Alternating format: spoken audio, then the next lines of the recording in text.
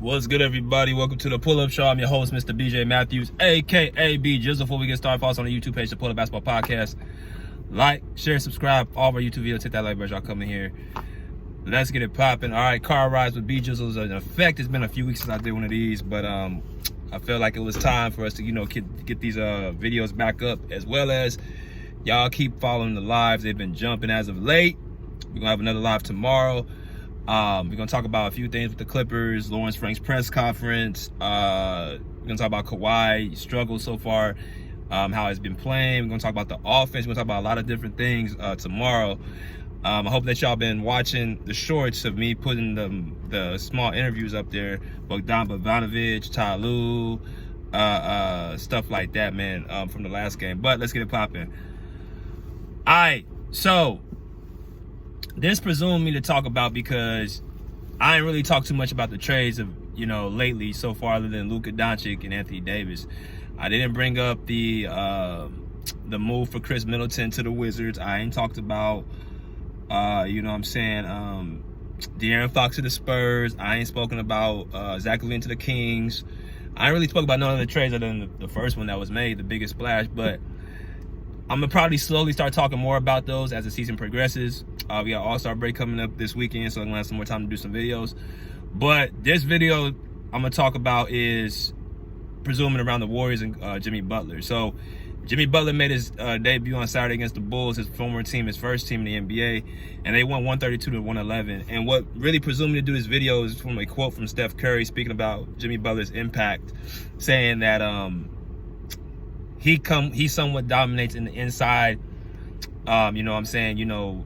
inside the key, and I dominate on the outside. Speaking of Steph, we're polar opposites, and it could be fun. So I'm just paraphrasing what Steph said, basically playing with Jimmy Butler the first game. So the Warriors won 132-111. Now Jimmy Butler's debut on Saturday. They play again tonight against the Milwaukee Bucks off a back-to-back with the Sixers. I'm also talking about the Sixers probably in another couple videos, because I got some stuff to say about them as well. But all in all, man, Jimmy Butler obviously just recently, parted ways with Miami Heat, and is well documented. It's been some tension over there over the last, really not just the last couple months, but the last couple years, as far as Pat Riley and Jimmy Butler. So I'm here to talk about how he fits with the Warriors, right? So I watched the Warriors a few games this season. I haven't watched a ton of Warriors games, but I have been watching a little bit this season. I do know Steve Kerr. They did come to, play against the Clippers 3 times already, so I've gotten a real chance to, watch them up close. And they're right now outside the play-in situation. So they're definitely trying to fight into that playoff realm, that play-in realm in the second part. So they made this move really to, give Steph Curry some hope and give him some type of, belief that they're going to, compete for a championship. This is a move for Steph Curry to keep him happy. So Jimmy Butler obviously was the biggest free agent. Well, when you say the biggest free agent, one of the biggest players out this trade deadline outside Luka and AD. So when hearing Steph Curry speak about Jimmy Butler, how they're polar opposites, how one player plays on the outside, one player plays on the inside, is he the missing piece? Is Jimmy Butler the missing piece to a championship? 35 years old this year, going on 36. He's, I think, signed a 2-year extension, if I'm not mistaken, with the Warriors.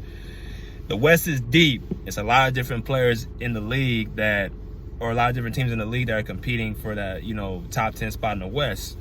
So even if you're a solid team, you're still probably not going to make it. The Kings, the Spurs, the Warriors, the Mavs are all in that scope, in that, 10th through 13th seed. So teams are going to be moving up, and certain teams are going to be moving down, and certain teams are not going to make it just off there's not enough spots.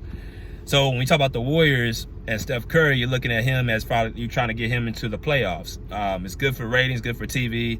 One of the most faces, he's the faces of the league, one of the faces in the league. So they're looking for nothing more than be competitive in the playoffs. So what does Jimmy Butler bring?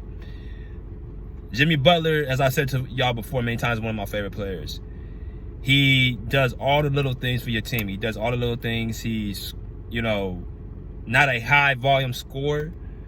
At least coming into the NBA, he wasn't a high volume scorer. He was more of a player that was defensively on the defensive end. He's somewhat gotten better offensively and gotten more of the green light offensively to score the basketball towards his later parts in Chicago, going to Minnesota, going to Philly, and going to Miami. All 4 spots, his point production raised year after year. But reason why Jimmy Butler is one of my favorite players because he's a two-way player, elite two-way player, and there's only a few in the league that are like that, who are elite. I'm not talking about good or average or okay. I'm talking about elite two-way players. You probably count on 1, maybe 2 hands at most.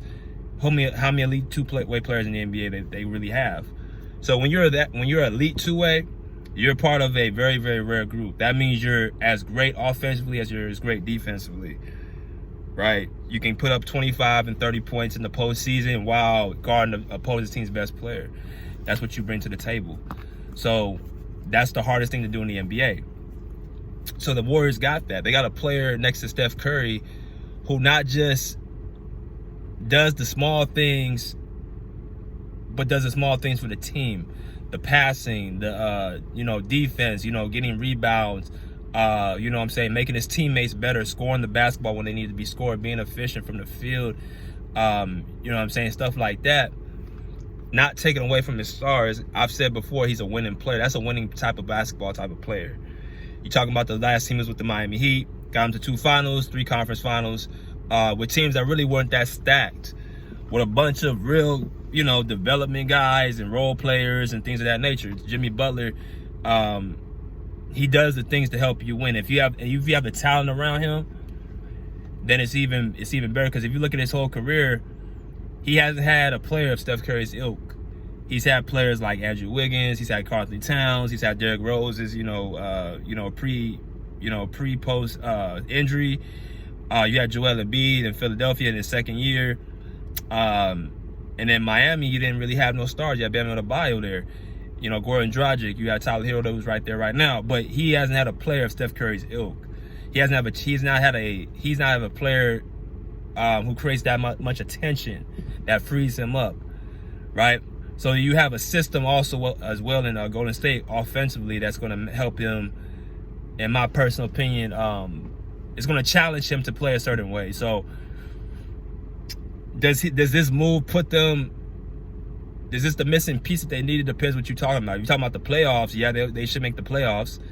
If you're talking about a championship, we'll see. Because while I don't think all around Golden State has enough, Jimmy Butler, the player he is and how he is in the postseason, he kind of, neutralizes a lot of stuff that, a team may, lack. They may lack shooting, they may lack scoring, they may lack defense, they may lack, even mental toughness.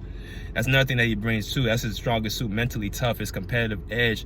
He wills his teams to do things that they wouldn't have done if he wasn't around, right? And that's what you need in basketball. Him and Draymond, that's going to be interesting as well, because